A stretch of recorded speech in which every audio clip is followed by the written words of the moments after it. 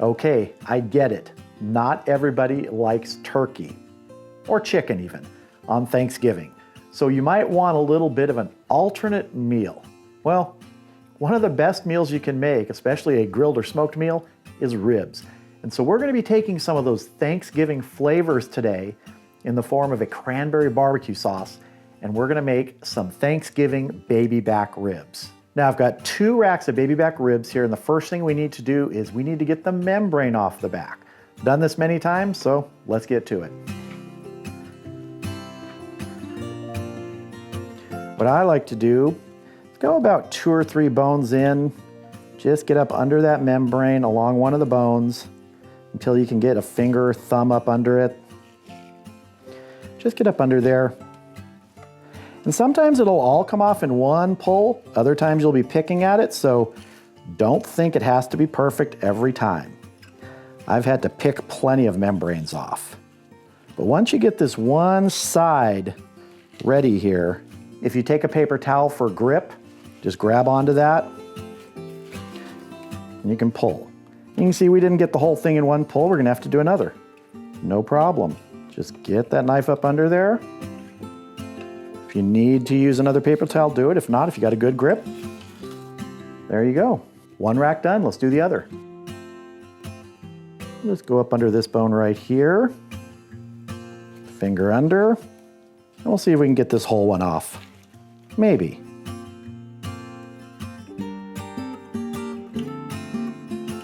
Almost, we got a little bit at the edge here we need to get. If you're taking it off, you might as well get everything. There we go, 2 racks done. Let's season this up. And what I'm gonna be using is my Smoky Sweet Rub. Now I'll put a link in the video description to the video where I made this. I'll also put the ingredients there. I'll put a link up at the corner of the video too, so you can check out that video. It's really one of my favorite rubs that I've made. I just really like those combinations of sweet and smoky flavor, especially on things like ribs and pork.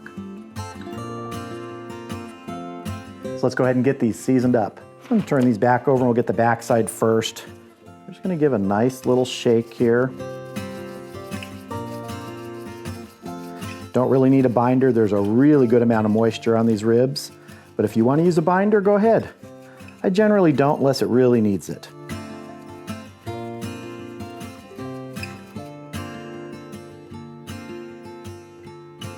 Oh, and I wanted to say thank you to those of you who've been hitting that little super thanks heart down there below the video.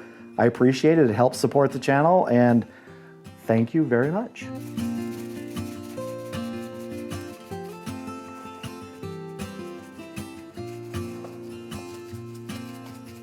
That's looking good to me. What I want to do now, though, is I want to get these up off the bottom, off of any juices that sort of cool off of these ribs. They're going to start sweating with this rub once we put them in the refrigerator, because they're going in the refrigerator overnight like I often do. I like to season the day before if possible, and I have the time today.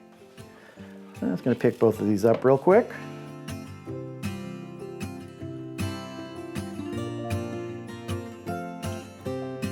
There we go. Those are ready. They're going in the refrigerator, and we're going to move on to making our cranberry barbecue sauce for tomorrow.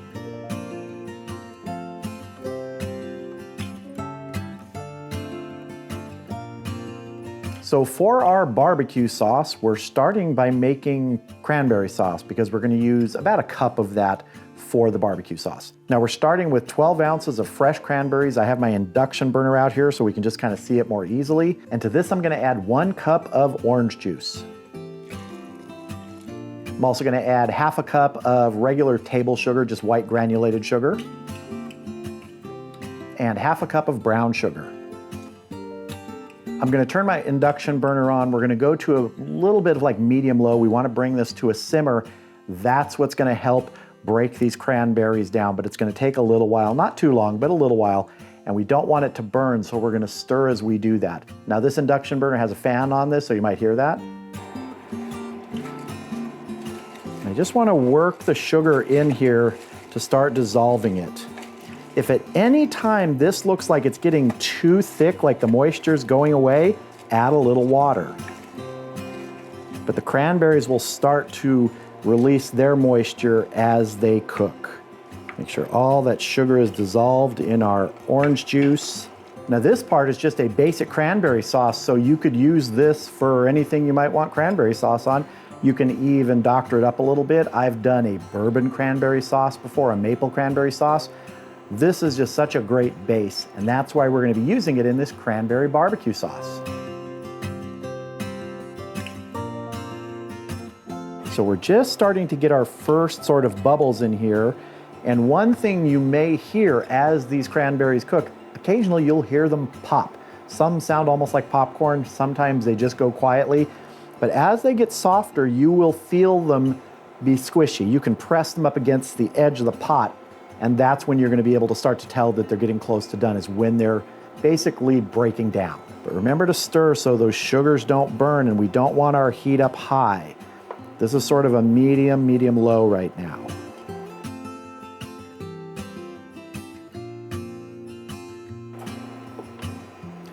And there you can see some of that popping. I'm going to turn my power down to power level 3, which is sort of low, medium, low. If you're doing this on a stove with a gas burner, like I said, low, medium, low. Just starting to almost feel them soften a little bit as you put the spoon in here. Rather than getting a real tap, there's a little bit of give when the spoon touches them. They're nowhere near done yet, but we're getting there. It can take a while. It can take 10, 20 minutes sometimes. They're getting very soft. You can actually see some of them, like this one right here, starting to open up. And if you press them against the side, you will feel it now. They're starting to break down. And it's okay to help them along with that. I'm going to turn my power down to 2. And there are many variations of cranberry sauce. Like I said, you can add a lot of things to them. Really, you got to find the one you like and make it your own. And that's what I've done with this, because like I said, this is going to be a great addition and a base for this barbecue sauce. Now just take your spoon and kind of move the cranberries against the side. Start helping them along to break down. You can see that they are just breaking open and squishing. That's what we want to happen. If you have like a fine potato masher, you could even use that in here gently to help press them down to the bottom and break them down. I'm going to go down to power level 1 right now and just let these really sort of slowly simmer. So our cranberry sauce is done here. You can see it's broken down. There are nice chunks in here. It's nice and rustic. I don't like mine super smooth. If you like yours smooth, you could blend it, you could run it through a strainer, but I like it to be thick and rustic like this. Now I'm going to turn my induction burner off for a moment. The fan will stay on, that's just the way it does it. And I'm going to leave just about a cup of this in here. I'm going to remove, I don't know, it's probably about 2 cups in here, a little bit more maybe. So I'm going to leave about half of this in there. And so this is just amazing cranberry sauce that I'm going to sit on the counter to just cool, because it's going to be great later. So now we're going to use this base of the cranberry sauce to build our cranberry barbecue sauce. First thing I'm going to add to this is 20 ounces of regular old ketchup. Ketchup is often used as a base for barbecue sauce because it's easy. I'm also going to add half a cup of apple cider vinegar, a 1/4 cup of brown sugar, a 1/4 teaspoon of kosher salt, half a teaspoon of a coarsely ground black pepper, about a tablespoon of a brown mustard, and 3 tablespoons of molasses. 1, 2, 3. Now I'm going to turn this on to a low heat setting, power level 2. And we're going to get in here and mix this all together. Got a lot of flavors coming together now in here. We want to bring this up to a simmer. And once it comes to a simmer, we want it to simmer for about 5 to 10 minutes. That'll help bring the flavors together. And then once it's done simmering, it's just going to cool here for a little bit. Then I'm going to put it in a jar, and it's going to continue to cool in there with the lid off before I refrigerate it overnight. But let's get this made first so we can have a quick taste. So we can see we're just starting to simmer here with the barbecue sauce. And we want to keep it on this low temperature setting and stir it. There's a lot of sugars in here. You don't want high heat. You don't want to burn anything. And this is going to go, like I said, for probably 10 minutes now, just simmering. And as soon as it's done, I'm going to let it cool, put it in a jar, let it cool there, and then it's going to go in the refrigerator overnight. But you know what? First, let's get a taste.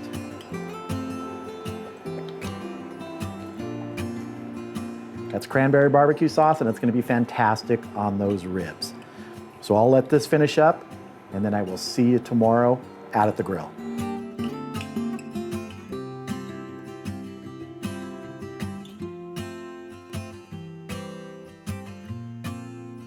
All right, the S&S Grills kettle is up to temp. I'm going for 250 to 275 today.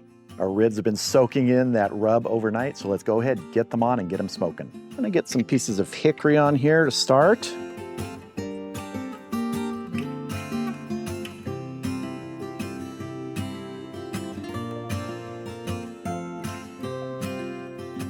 It's gonna be a tight fit, but we'll make it work. The slow and sear is about 3/4 full. It's really not gonna need a full load today. I don't need 7 or 8 hours of cook time out of this. These are baby backs. They'll probably be done in around 4 hours, maybe even less. I've got water in the water reservoir, and we will spritz these with plain water if we need to.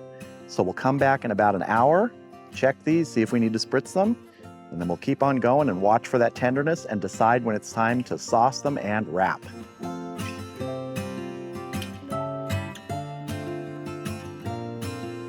So I'll adjust my vents as necessary to keep us in that 250 to 275 range, and I'll see you back here in about an hour.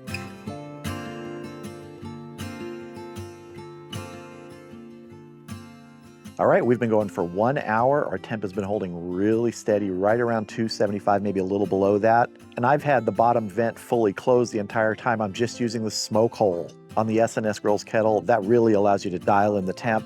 So much so that I added one of those using a kit from S&S Grills to one of my Weber kettles, the Weber Kettle Performer. Works great. So let's go ahead and check these ribs. Looking good, but I do see we're getting a little dry on top here, so I am gonna spritz with just some plain water. Just a light little spritz here, we don't need a lot. We still have water in the water reservoir. I'm not even gonna bother doing a tenderness check yet. We'll save that for the 2-hour mark, but right now let's get the lid back on and let these keep smoking.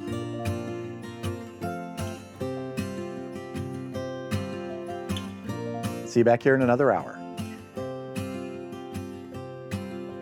All right, we are at the 2-hour mark. Let's check these ribs, see if they're ready to wrap. I like to do a flex test, just kind of see where they're at in that tenderness department. Boy, those are smelling great. So I'm just gonna take this front one here, get under it.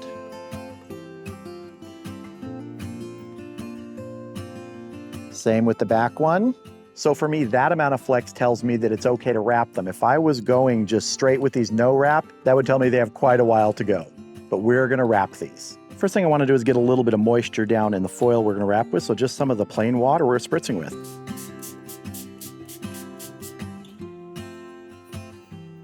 Get a little of our barbecue sauce on here.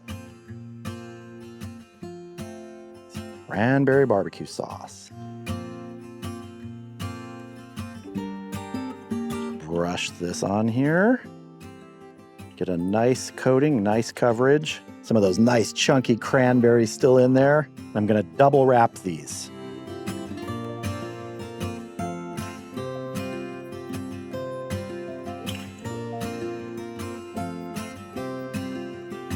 Rack number 2.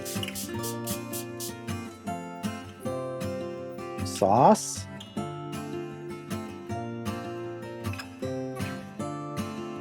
And we have plenty of sauce left to glaze these at the end too, or when they go back on after being wrapped. All right, let's get our ribs back on.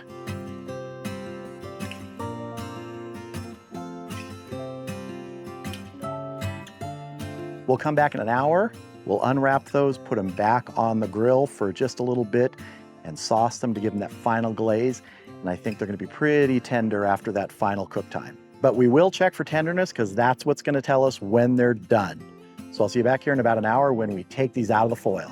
All right, we are at the 3-hour mark. The ribs have been wrapped for 1 hour with that barbecue sauce and some moisture in the foil. But let's open these up, see how we're doing. Get this back one open first. And see that. Nice pull back on the bones there. You can see that. Let's get this one open. Look at that. Getting good pullback starting there too. This is a little bit of a bigger rack than the one in the back here. Want to do a bit of a tenderness check here with the probe. Those are feeling pretty good. Now I think you can see there's still quite a bit of moisture on here. So what I'm gonna do is I'm gonna let these go without any additional sauce for about 15-20 minutes. Then I'm gonna sauce them and we'll let them go probably another 20 minutes or so. We'll see how tender they are, but we're getting close here. But I wanna let this sort of set up before I add more sauce. I just want that to dry out a little bit.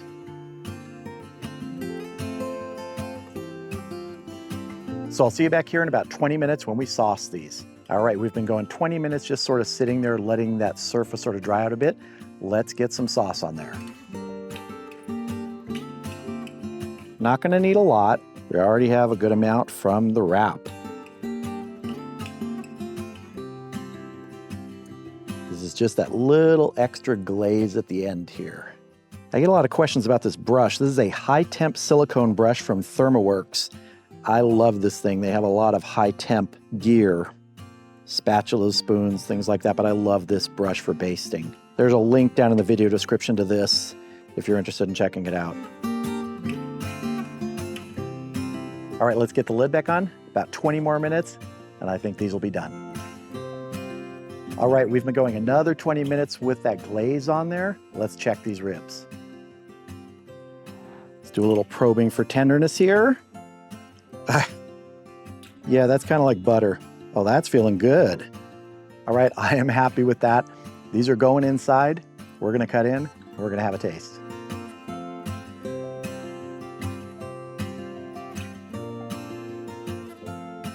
So here is one rack of our baby back ribs with that gorgeous looking and smelling cranberry barbecue sauce on there. Let's cut in. I'm gonna flip it over so I get a good cut.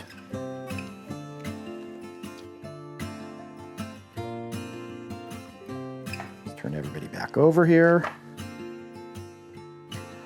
Oh, that looks good. You can see that there. Now, if you want this to be fall off the bone, I would go another half hour. I like bite off the bone. I don't like that just meat falling before you even get to it. But some people like that, so cook it more if you want fall off the bone. But let's get a taste here, see how we did. That is what I'm talking about, that bite away from the bone there. The meat just pulls away. This has amazing flavor. The combination of that rub and the sauce, but the smoke, there is really good hickory smoke flavor on this. And it really does have a hint of Thanksgiving to it with that cranberry barbecue sauce. You just get enough there to remind you of the season. Man, I'm happy with this. Totally tender meat is bite away from the bone, leaves you with a little rib sickle. I could not be happier.